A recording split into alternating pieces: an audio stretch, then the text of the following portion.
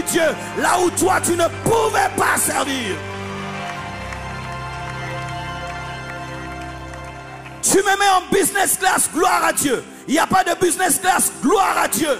Tu me mets dans une chambre 5 étoiles, gloire à Dieu. Tu me donnes un tapis, gloire à Dieu. Tu me donnes un bon micro, gloire à Dieu. Tu me donnes pas de micro, gloire à Dieu.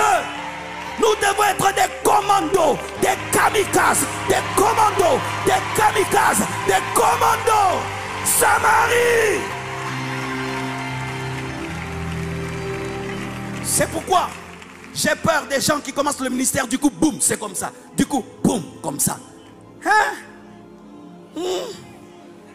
Tu n'as pas reconnu comment on prie avec 3 personnes. Comment on pleure pour 10 personnes. Comment on se débrouille. Mes premières vidéos sur YouTube, moi-même quand je regarde, je rigole. Je dis, j'étais envoûté ou maudit. Mais il faut voir, j'avais une petite caméra là. Vraiment, je me dis, mais c'est tout ce que j'avais. Ce qui fait que je peux respecter celui qui commence parce que je sais ce qu'il vit. Frères et sœurs, Dieu ne t'enverra pas toujours là où tu es à l'aise, là où tu aimes et tout est bien. Dieu, des fois, t'enverra dans un endroit où on t'insulte, mais c'est ta récompense. On te rejette, mais c'est ta récompense. On s'oppose à toi, mais c'est ta récompense. Oh, je peux parler. Le succès de l'évangélisation, ce n'est pas toujours la foule. Le succès de l'évangélisation, c'est que les hommes que tu as prévu sauver soient sauvés. Et des fois, tu peux aller dans un endroit, le stade ne se remplit pas. Mais tu es content parce que toutes les personnes qui sont venues ont été sauvées. Parce que des fois, le stade peut se remplir, mais personne n'est sauvé. Il y a des belles photos, mais il n'y a aucune photo au ciel. Mais des fois, il y a des vilaines photos sur la terre. Mais le ciel se réjouit parce que toutes les personnes ont reçu Jésus-Christ de Nazareth. Donne-moi la main. Hey, hey. Je suis allé un jour prêcher dans une église, mes frères et sœurs, dans un village. J'arrive là-bas, on me montre ma chambre, je cherche ma chambre, mais je suis déjà dans ma chambre. Il n'y a pas de fenêtre, Bishop. Les camions qui passent là-bas rejettent la boue sur mon lit.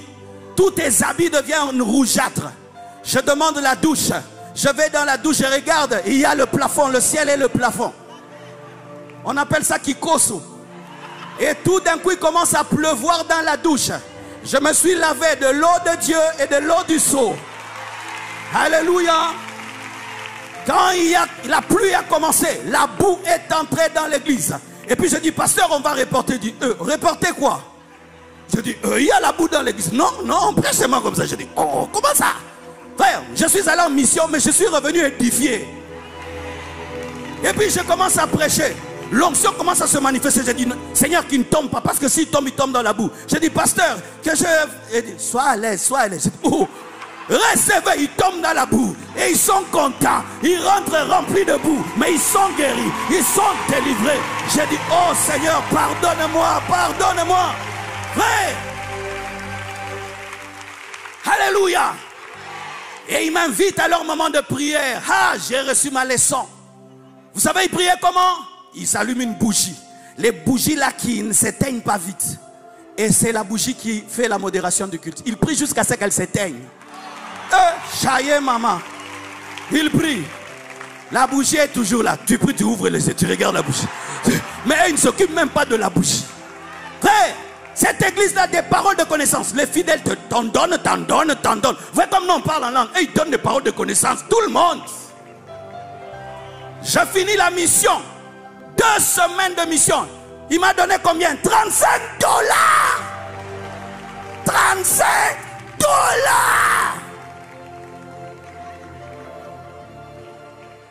Et puis Dieu m'a dit, il va se marier le pasteur. Tu lui donnes ta nouvelle veste, ton ensemble. J'ai dit, mais donc là je suis venu gratuitement. Vraiment tu es venu gratuitement. Il y a des endroits où tu iras. Il n'y aura pas d'offrande. Il n'y aura pas d'offrande. Tu reviendras rien qu'avec des âmes gagnées. La Samarie. Oh, donne-moi la main. Comme un homme de Dieu, tu vas prêcher un endroit. Tu es fâché pour l'offrande alors que les âmes étaient sauvées.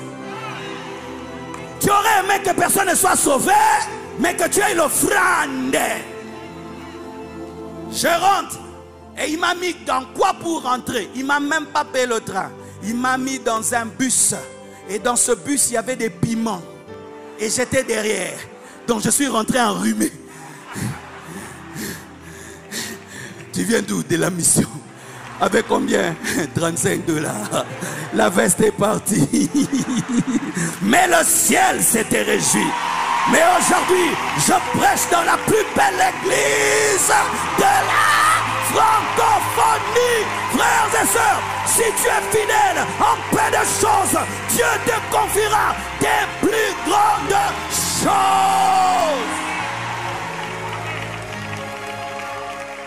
Alléluia. Alléluia. C'est pourquoi l'école biblique dit Daosa, quand les missionnaires viennent pour devenir pasteurs, on les envoyait laver les toilettes. Chacun avait son jour pour laver les toilettes. Car si tu peux laver nos toilettes, tu peux laver nos pieds. Et si tu peux laver nos pieds, tu peux supporter nos défauts.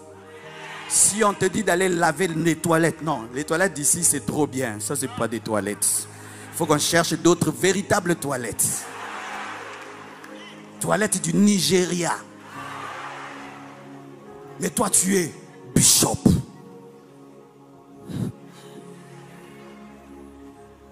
Il y a des onctions, pas seulement en haut, en bas aussi.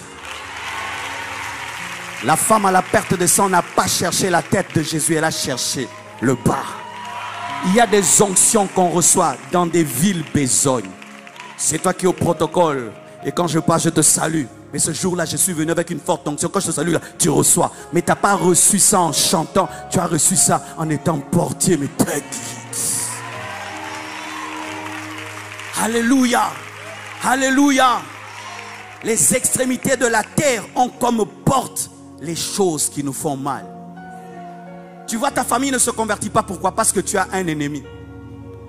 C'est quand tu iras prêcher à cet ennemi-là que tu vas lui pardonner et tu vas l'aimer, que la famille va se convertir. Parce que toute votre famille est au courant que vous ne vous aimez pas. Mais tu parles en d'autres langues. Mais quand tu le vois, tu ne le salues pas. Tu ne lui parles pas. Il n'y aura pas de réveil. C'est quand tu entres dans la Samarie qu'il y a les extrémités de la terre qui sont touchées. C'est lorsque tu opères dans l'amour envers la Samarie que les extrémités de la terre sont touchées. Mais tant que tu demeures en Juda, et en Judée et en Jérusalem, il n'y a pas d'impact parce que le blocage pour les extrémités de la terre n'est pas Jérusalem, n'est pas Judée, mais c'est la Samarie. C'est la Samarie. Tu dois percer la Samarie. La Samarie nous attend. La Samarie nous attend. Les drogués nous attendent. Les drogués nous attendent. Les drogués nous attendent. Les Koulouna nous attendent.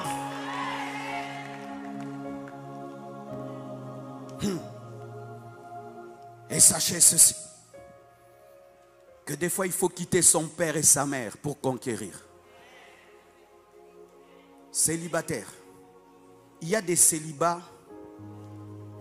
Attends, j'explique.